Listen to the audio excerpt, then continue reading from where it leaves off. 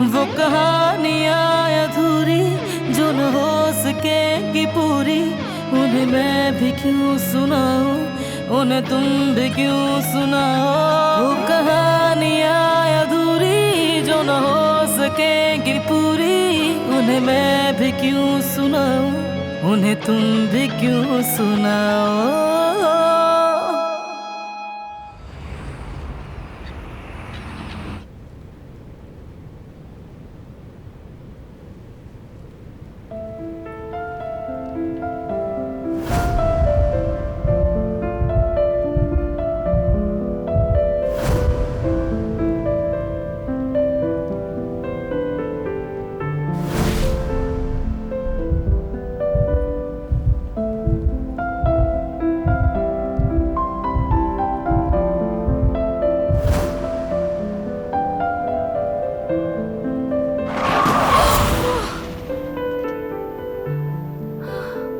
तुम ठीक हो?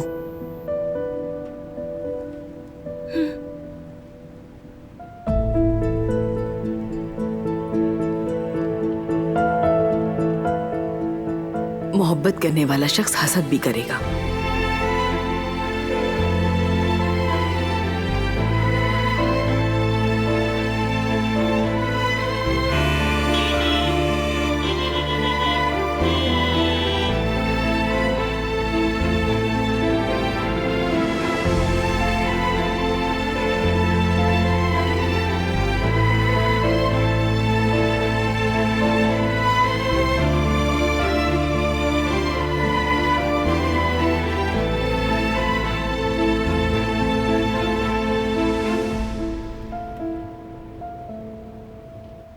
ज़मरुद रुक जाओ प्लीज।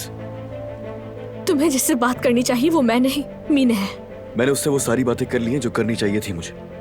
इतनी आसानी से ये बात कैसे कह सकते हो? वो लड़की प्रेग्नेंट है और तुम इस हालत में उसे छोड़कर नहीं जा सकते। मैं किसी को भी छोड़कर नहीं जा रहा ज़मरुद, और हम कभी भी एक साथ थे ही नहीं। देखने में तुम्हें ऐसा लग रहा होगा कि जुल्म कर रहा हूं मैं उस पर, मगर ऐसा नहीं है। ये सबके लिए बेहतर है। तुम ये नहीं जान सकते। मैं जानता हूं, इंसान नहीं रह सकता जबरदस्ती किसी के भी साथ। उसके साथ रहे जिसके लिए दिल धड़कता है,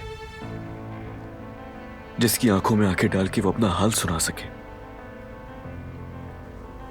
इसीलिए चाहे मैं कुछ भी कर लूं,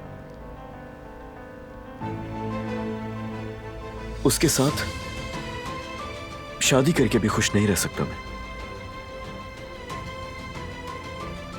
दिमाग को मना भी लूं तो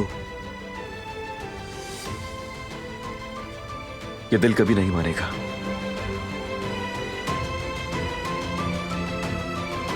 मीना के जज्बात का क्या होगा? उसका दिल क्या कहेगा? वो ये सब समझेगी? ये सब करना ठीक है? ऐसी तवक्को नहीं कर सकती थी मैं तुमसे, कभी नहीं।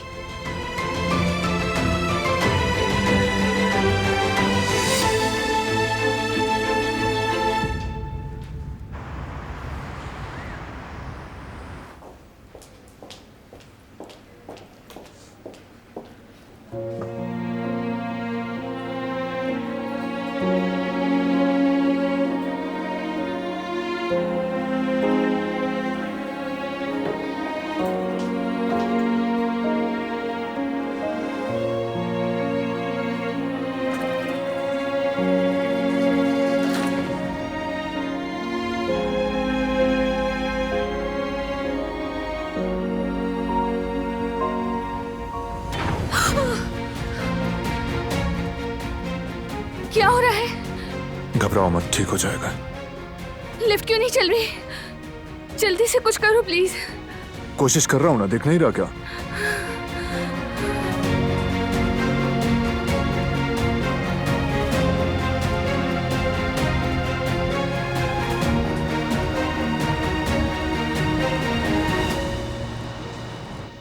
जवेरिया कैसी हो? कुछ चाहिए तो नहीं तुम्हें? हाँ नहीं नहीं, ठीक हूँ।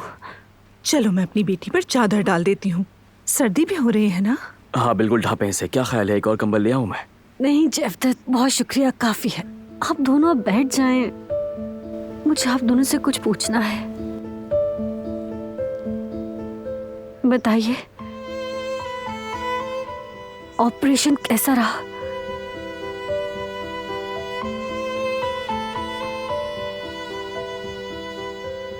डॉक्टर ने कुछ कहा क्या? हमारे बच्चे हो सकते हैं ना?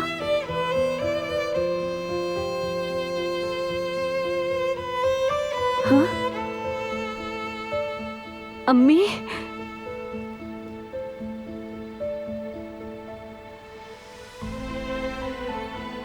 क्या हुआ? कुछ कहते क्यों नहीं मुझसे?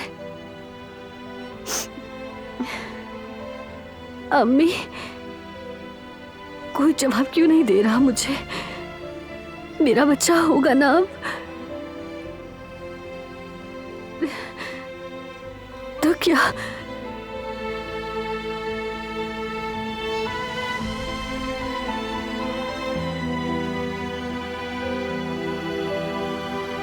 तो मतलब कोई फायदा नहीं हुआ ऑपरेशन का?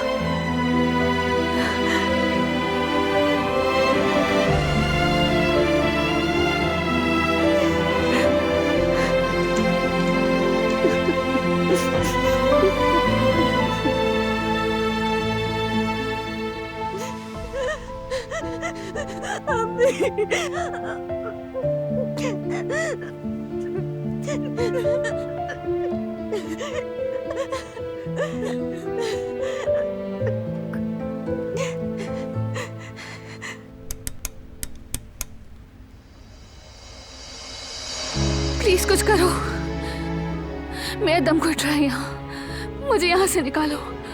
रिलैक्स हो जाओ, जल्दी ठीक हो जाएगी। नहीं नहीं,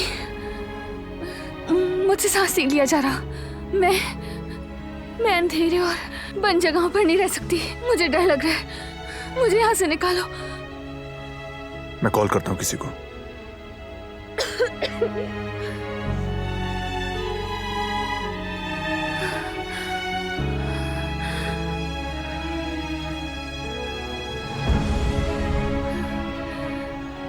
सिग्नल नहीं आ रहा।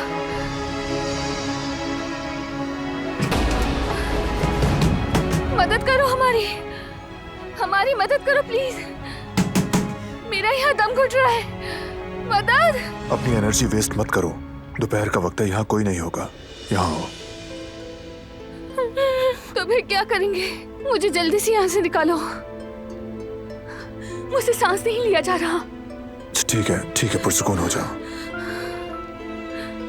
मैं हूं ना यहाँ, कुछ नहीं होगा। देखो मेरी तरफ, मेरी आंखों में देखो,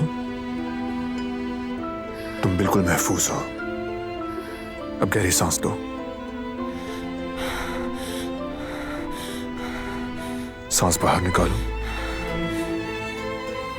हम जल्दी यहां से निकल जाएंगे। रिलैक्स।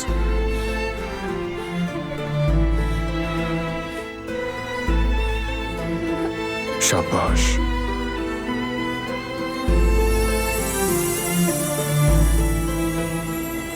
घबराओ मत।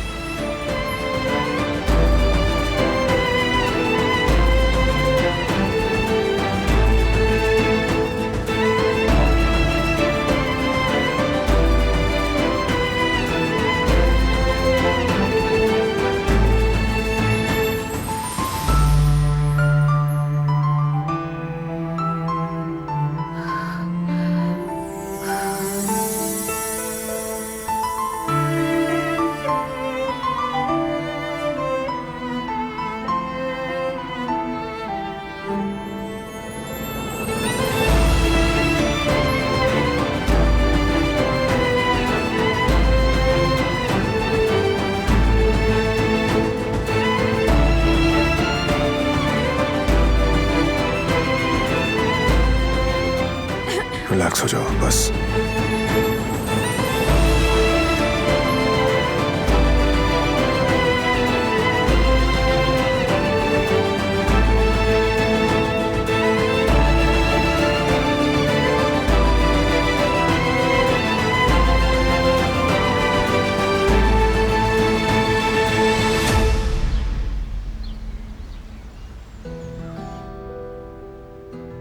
ये कितनी खूबसूरत है बेगम साहिबा। हाँ, बहुत खूबसूरत है। अपने हाथों से बनाया है ये सब मैंने। अपना दर्द, आंसू, खुशी, गम सबको एक एक सिलाई में बांध दिया हो जैसे। आपके हाथ सलामत रहे। आहा, काश इनकी जबान होती तो ये बताते। ये बेड की चादर मैंने अपने कुदरत की शादी के वक्त दुआओं के साथ तैयार की थी, मगर इस्तेमाल करना नसीब ना हुआ।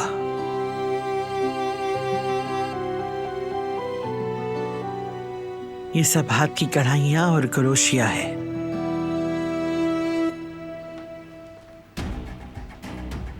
आप क्या कर रही हैं अम्मी जान? पुरानी चीजें निकाली हुई हैं।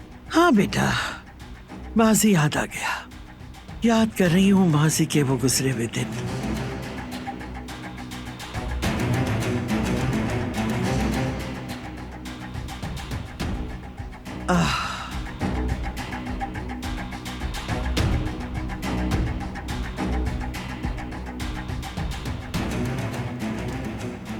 जिस वक्त वो सियाह खबर आई थी, मेरे हाथ में यही काम था। वो सियाह दिन मैं सबसे रूठ गई थी, सबसे ज्यादा अपने नसीब से।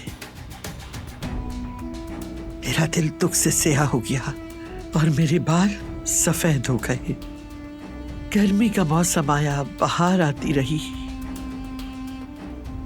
लेकिन इस हवेली में उस दिन के बाद ये सर्द मौसम कभी ना गया। मेरे लिए तो मानो जैसे जिंदगी रुक सी गई।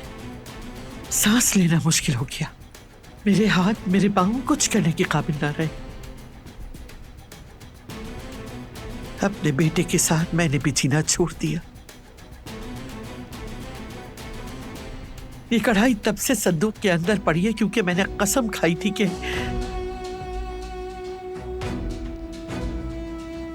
जब तक मेरा कुदरत ठीक नहीं हो जाता, मैं हरगिज इस काम को हाथ नहीं लगाऊंगी, चाहे कुछ भी हो जाए। मगर अब ये बर्फ पिघलने लगी है। मेरा बेटा अब बेहतर हो रहा है अल्लाह के करम से। अब वक्त आ गया है कि कढ़ाई दोबारा मुकम्मल करूं। अब से मैं अपने दर्द, खुशी और गम को दोबारा इस सुई धागे के जरिए इसमें पिरोऊंगी। शुक्र है कि इस हवेली में सर्दियों का मौसम अब खत्म हो चुका है। अब फिर से जीने का वक्त आ गया है।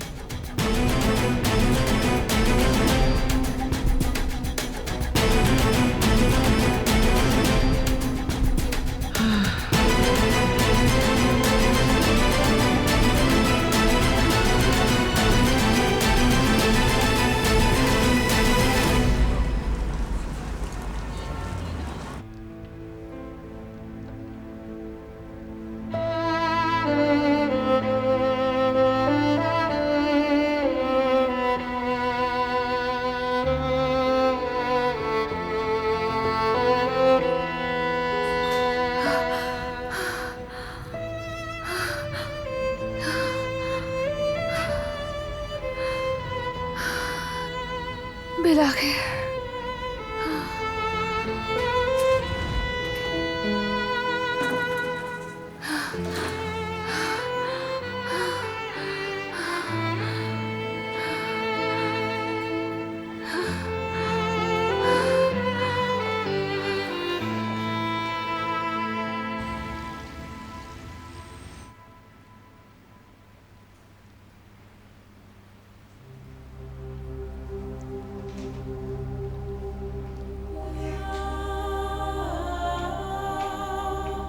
लो, ये पी लो, थोड़ा दिल हल्का हो जाएगा।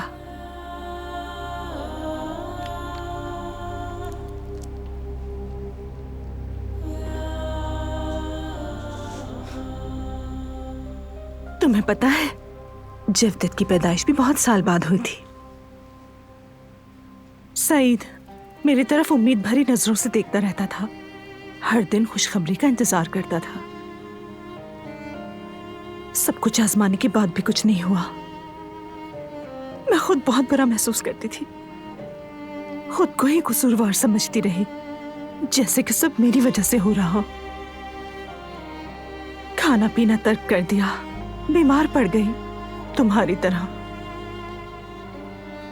आखिरकार एक दिन मेरी मरहूम माँ ने मुझे बुलाया और कहने लगी, क्या तुम माँ बनना चाहती हो? मैंने कहा हाँ। तो वो मेरा हाथ पकड़कर मुझे बाग में ले गई। कहने लगी, जरा इर्द गिर्द देखो, परिंदों को प्यार करो, बिल्ली को, जमीन को, दरख्तों को प्यार करो। जब इनसे प्यार हो जाए तो तुम्हारा दिल प्यार करना सीखेगा। फिर तुम एक बच्चे की नहीं, पूरी दुनिया की मां बन जाओगी, देखना। उस वक्त तो मैं समझ ना सकी, मगर बाद में सब समझ गई कि जिंदगी गुजारने के लिए बच्चा पैदा करना जरूरी नहीं। किसी से मोहब्बत करना, उसे संभालना, उसका ख्याल रखना और उसके साथ जिंदगी गुजारना काफी है।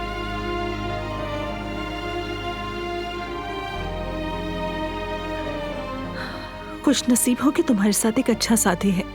जवदित है, हम सब तुम्हारे साथ हैं और देखना सब कुछ ठीक हो जाएगा।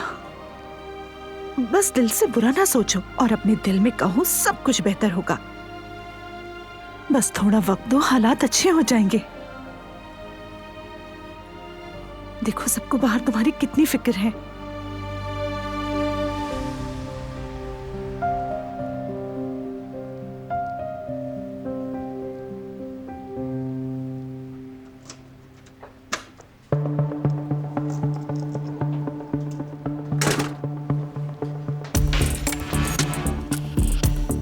क्या हुआ? आपने बात की उससे? उससे पछतावा तो हो रहा होगा अपनी बात पर ना? अभी नहीं, लेकिन पछताएगा। अच्छी खासी सुनाई है मैंने उसे, तुम्हें फिक्र करने की जरूरत नहीं है। तसल्लियां मत दे, कुछ भी नहीं बदलने वाला। वो अली है और जब तक वो जमरुद अली के साथ चिपकी रहेगी ना, वो कभी मुझसे मोहब्बत नहीं करेगा।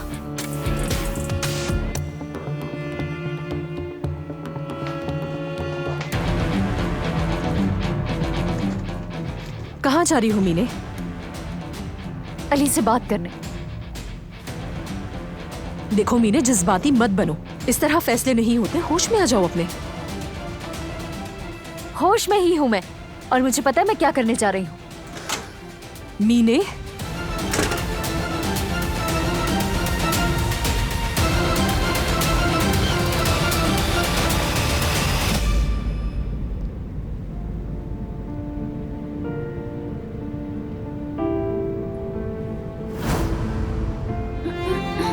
रिलैक्स।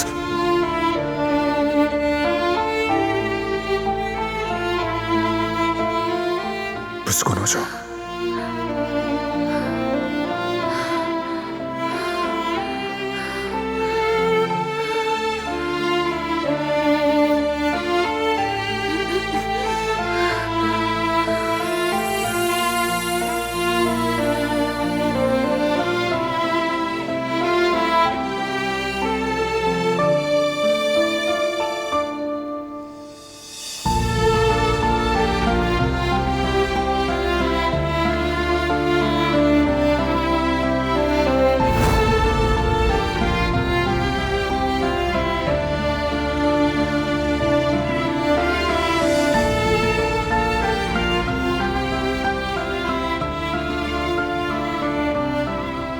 नहीं मालूम तो तुम्हें क्लॉस्ट्रोफोबिया है।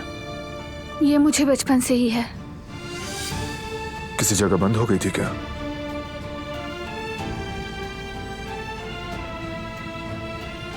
अम्मी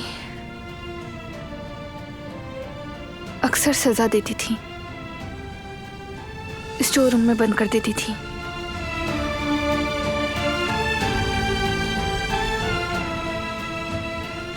मैं तो आदी हो चुकी हूँ बंद जगहों पर कैद रहने की।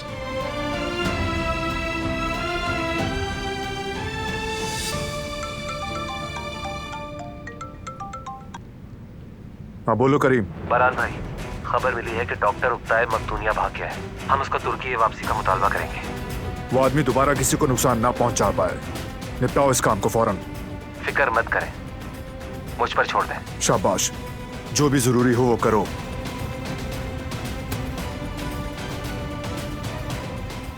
शायद जानता था वो।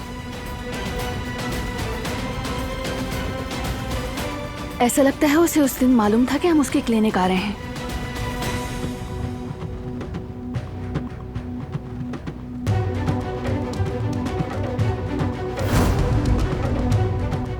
जरूर उक्ताई को किसी ने खबर दी होगी। अचानक फरार होना मामूली बात नहीं। मुझे भी यही लगता है, कोई तो मुखबिर है। फोन के रिकॉर्ड्स की जांच करो, देखते हैं कि इसके कांटेक्ट में कौन कौन था। उसके बाद कानून के मुताबिक जो भी जरूरी हो वो किया जाए।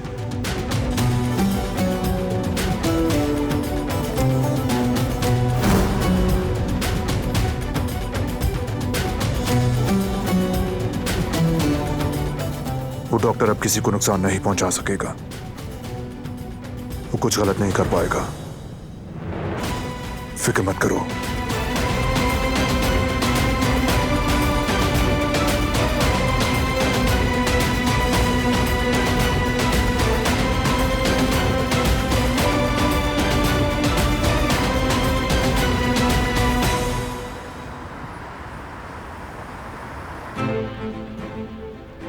सलाम।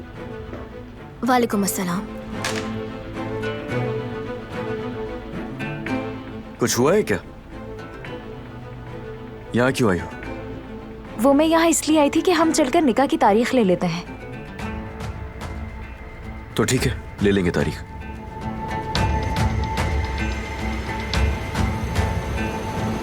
अली, सच कहूं तो मैंने तुम्हारी बातों पर बहुत सोचा। क्या हम चलें यहाँ से? हम दोनों इस शहर से कहीं दूर चले जाएंगे।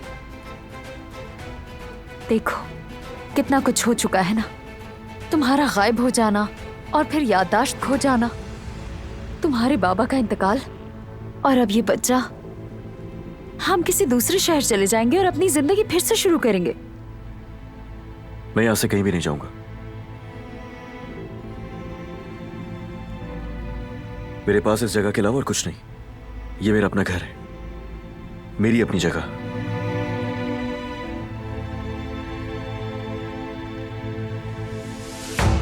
चलो निकाह की तारीख लेते हैं, उसके बाद घर चली जाना।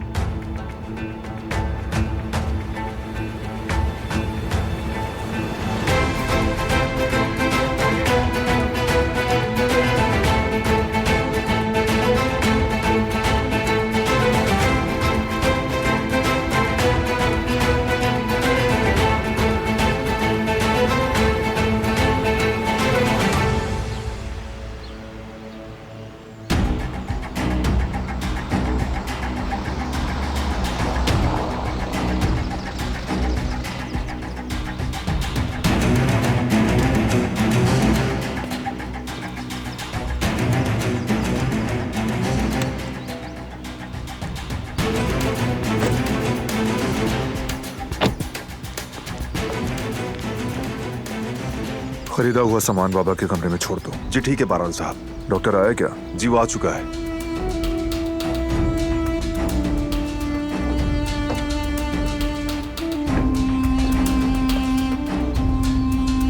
खैरियत तो है? फिल्म कैसी चल रही है? इंटरेस्टिंग है ना? मजा आ रहा है तुम्हें? या फिर अगली चाल कौन सी चलनी है तुम ये सोच रही हो? तुमने फिर से ये बकवास शुरू कर दी है। मुझे अफसोस होता है तुम पर। यानी आखिर कब तक भूखी बिल्ली की तरह अपने शिकार के पीछे इस तरह से भागती रहोगी? गलत कहा क्या मैंने? कम से कम तुम्हारे अपने खानदान का आगा बनने के ख्वाब से तो बेहतरी है मेरा ख्वाब। फर्क यह है कि तुम उस मकाम तक कभी नहीं पहुंच सकते, मगर मैं चाहूं तो बारान को अपना बना सकती हूँ। समझ गए ना? इसलिए अपने काम से काम रखा करो। खैर, मुझे बहुत काम करना है। अच्छा दिन गुजरे। ओह, माफ करना। फिल्म एंजॉय करो।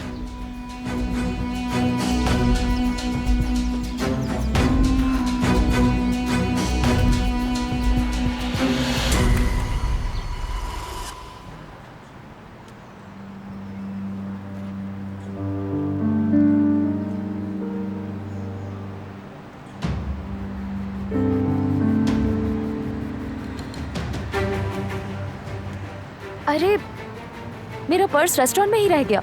रुको, यहीं ले आता हूँ मैं। नहीं नहीं, तुम शादी के वेन्यू के लिए कॉल वगैरह करो, मैं रेस्टोरेंट वापस जाकर अपना पर्स ले आती हूँ, ठीक है?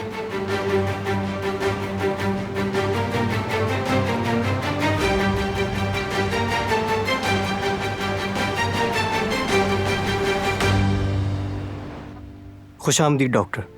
शुक्रिया जिहान। खुशामदीद सर। तुम्हारा भी शुक्रिया। बैठ जाइए ना।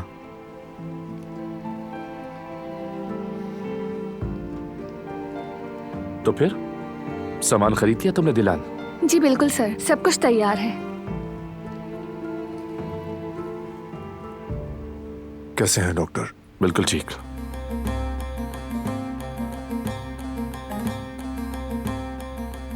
कुदरत साहब कैसे हैं? क्या उन्होंने रात आराम से गुजारी? जी हाँ, आराम से सोए थे वो, काफी अरसे बाद। अच्छा है, ये सुनकर खुशी हुई। ये सब आपकी बदौलत है, सही हो रहे हैं वो। सच कहूं तो अभी बस ये शुरुआत है, लेकिन ये इंशाल्लाह बेहतरी की उम्मीद है। अगर दवाइयां और वर्जिशें बाकायदगी से जारी रही तो सब कुछ वक्त के साथ बेहतर हो जाएगा।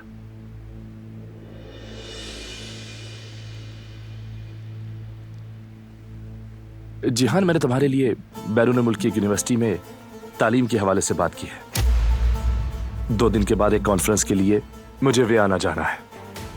अगर चाहो तो मैं तुम्हारे लिए यूनिवर्सिटी की इंतजामिया से बात कर सकता हूं। अगर ऐसा है तो मुझे बहुत खुशी होगी। इससे पहले मैंने दिलान के लिए भी बात की थी, नतीजा भी अच्छा निकला था। तुम जानती हो अभी भी देर नहीं हुई है, तुम्हारी मास्टर्स डिग्री का मौका अभी भी खत्म नहीं हुआ।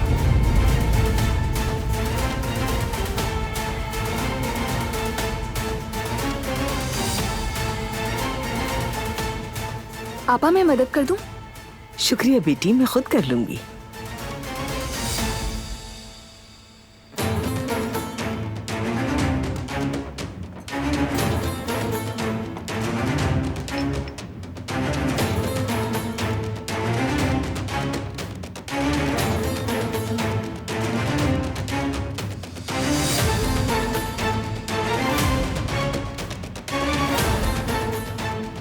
मुझे जाना है, एक ज़रूरी काम है। आप लोग बातें कीजिए। और एक दफ़ा फिर आपका शुक्रिया। कोई बात नहीं, अगली बार मुलाकात पर मजीद तफसील से बात करेंगे। वहां जाते ही मुझसे जो कुछ हो सका मैं करूंगा। उसकी जरूरत नहीं, हम अपने कॉन्टैक्ट से उसका हल निकाल लेंगे।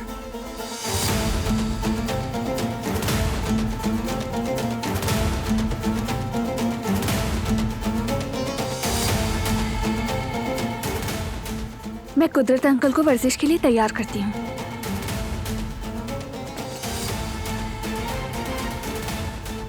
ठीक है, मैं चलता हूँ।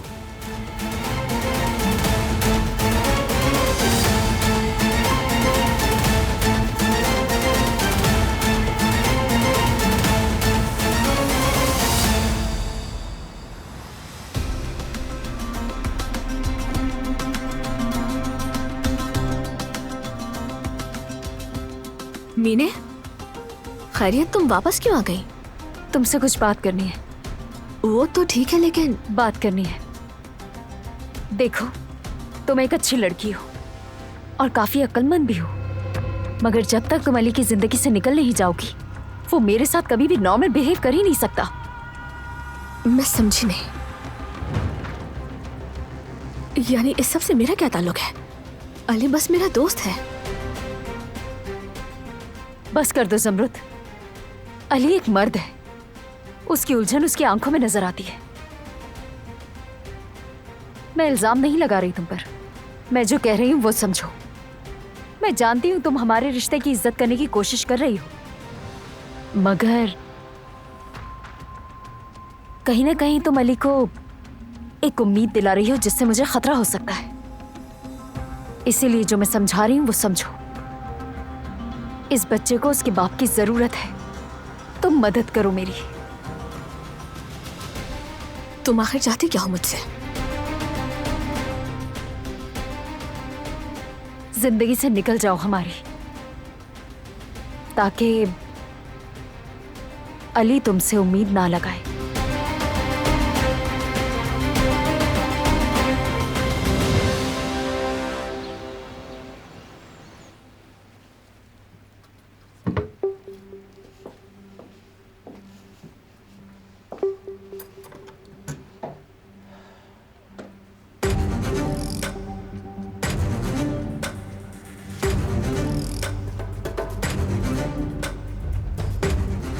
यहाँ क्या कर रही हो तुम? हम कुदरत अंकल के इलाज के लिए जरूरी सामान लेकर आए थे, बस वही रख रही थी। कुदरत अंकल नहीं, कुदरत साहब कहोगी। डॉक्टर ढूंढ के लाने का मतलब ये नहीं कि अपनी हैसियत, अपना मकाम और हद भूल जाओ तुम। ये भी ना भूलो कि तुम इस घर में क्यों रह रही हो। याद रखो मेरी नजर तुम पर है। खुशामदीद डॉक्टर साहब, आइए। मेरा बेटा कुदरत तैयार है।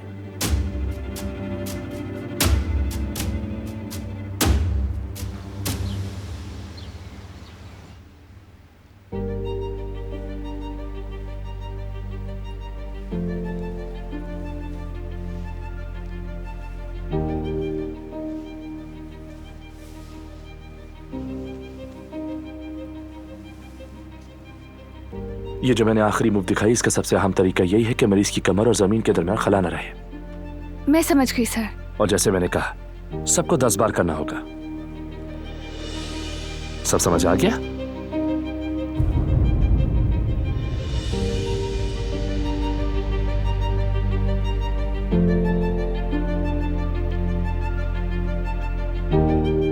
दिलान,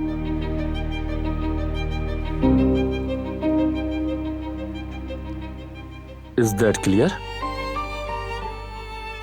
आज तुम कुछ उदास लग रही हो। सब खैरियत है ना? क्या कुछ हुआ है?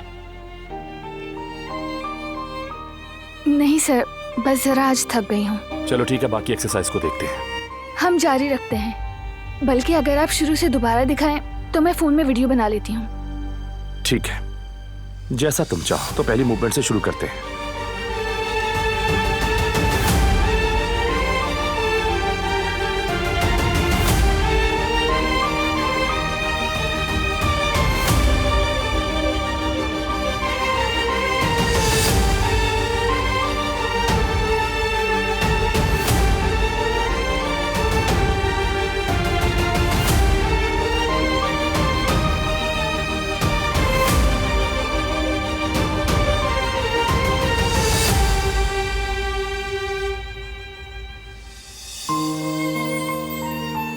हाँ, तो ये सारी एक्सरसाइज थी। मैंने सब रिकॉर्ड कर लिया है। अच्छा किया।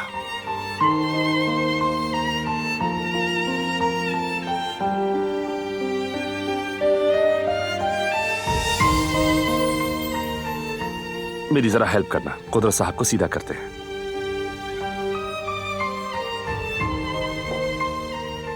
मैं कर लूंगा।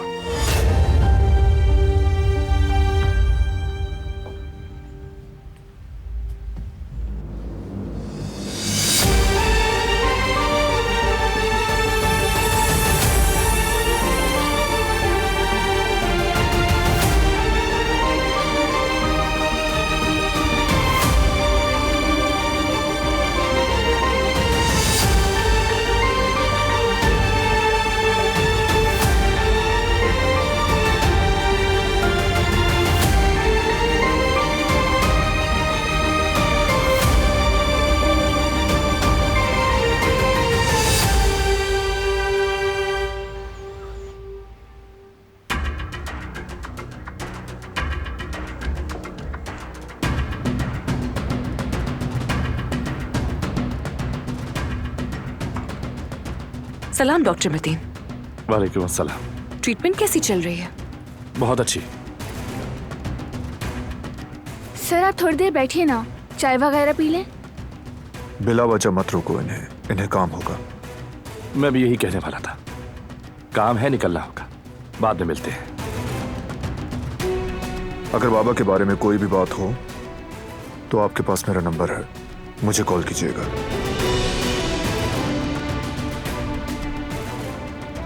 मेरी बीवी हमेशा दस्तयाब नहीं हो सकती। ठीक है, यहीं रुको तुम, मैं छोड़ के आता हूं इनको।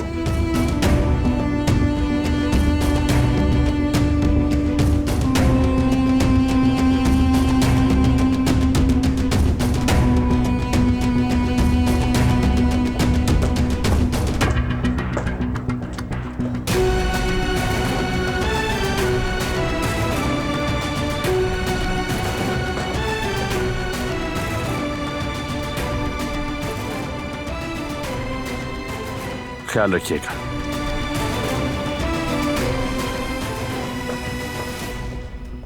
मतीन सर, हम बात नहीं कर पाए। इसरा मैडम कैसी हैं? वो ठीक है। इसरा मैडम मतीन सर की मंगेतर हैं। मेरे लिए वो भी बहुत काबिल कदर शख्सियत है।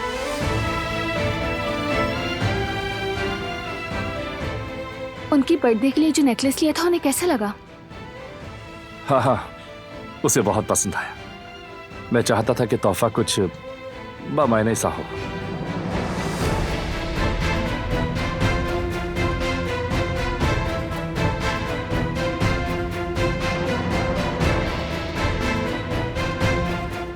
लेकिन मैंने इतनी मेहनत से लिखा हुआ वो नोट खो दिया। लगता है कहीं वो गिर गया है।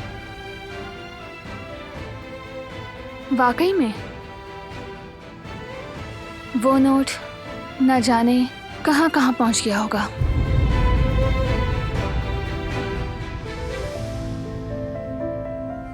और उसे पढ़कर लोग क्या कुछ समझ गए होंगे।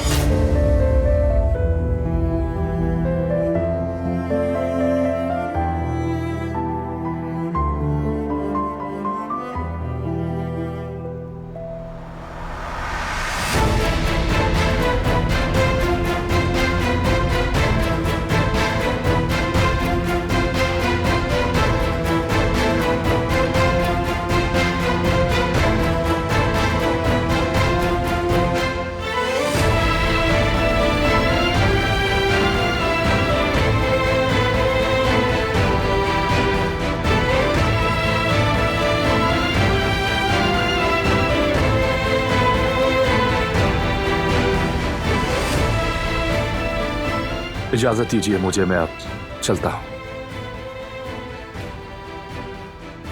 बहुत शुक्रिया सर। Good bye दिलान।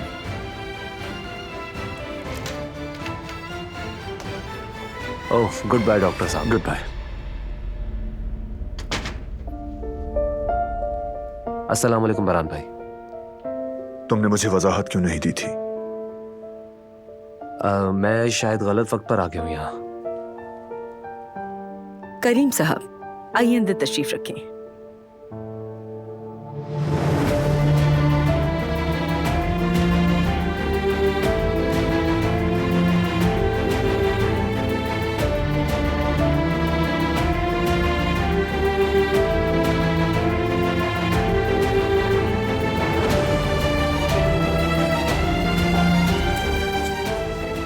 क्यों नहीं बताया था मुझे?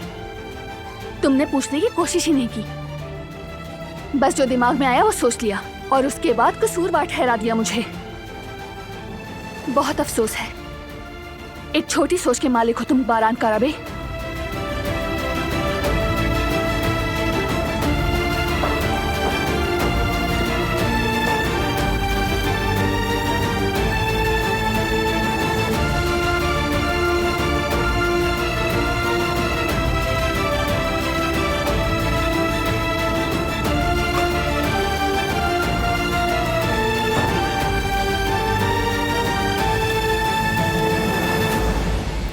अब शर्मिंदा होने के बजाय उल्टा मुझसे ही पूछ रहा है कि मैंने उसे ये सब कुछ पहले क्यों नहीं बताया।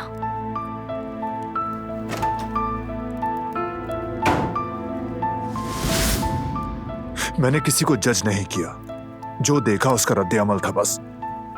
अगर तुम मुझे शुरू से सब बता देती तो इस सब की जरूरत ही ना पड़ती। मैं बता देती। अगर मैं बता भी देती तो क्या फर्क पड़ता? तुमने तो पहले ही फैसला कर लिया था। मेरा रिएक्शन बेसबब नहीं था। शायद कोई और हालात होते तो मैं तुम्हें दुरुस्त कहती, लेकिन इस घर ने मुझे हमेशा यही सिखाया है कि मैं ही गलत हूं। मैं जितना अच्छा करने की कोशिश करूं तब भी कसूरवार मैं ही हूं। हर कोशिश, मेरा हर अमल गलत ही होता है। मैंने तुम्हारे साथ हमेशा इंसाफ करने की कोशिश की है, हमेशा। लेकिन इस बार नहीं। इस बार तुमने सीधा मेरी इज्जत और मेरे किरदार पे वार किया है, खासतौर पर मतीन सर के साथ। तुम्हारा सलूक इंतहाई शर्मनाक था। तुम्हारा रवैया और बातें भी। उनके सामने तुम मुझ पर ऐसे काबू रखते हो जैसे मैं कोई आजिज़ और बेबस सी औरत हूँ, ऐसा ही है ना?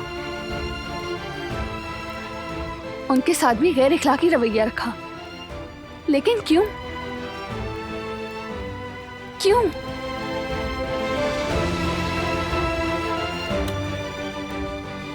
आखिर इस सब की क्या वजह है? बताओ, क्यों उनसे हसद करते हो तुम?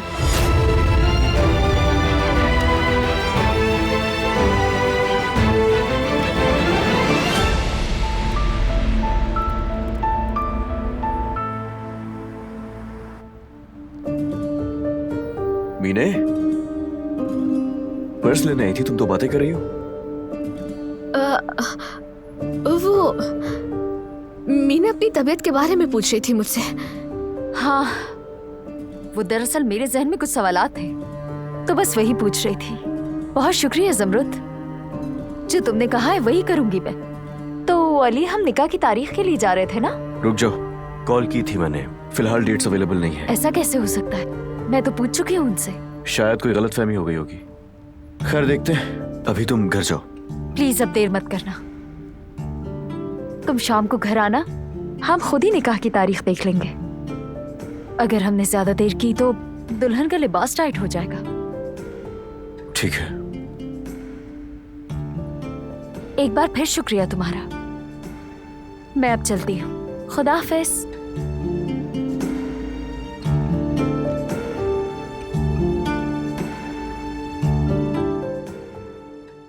वो कहानियाँ अधूरी जो न हो सके कि पूरी, उन्हें मैं भी क्यों सुनाऊं, उन्हें तुम भी क्यों सुनाओ।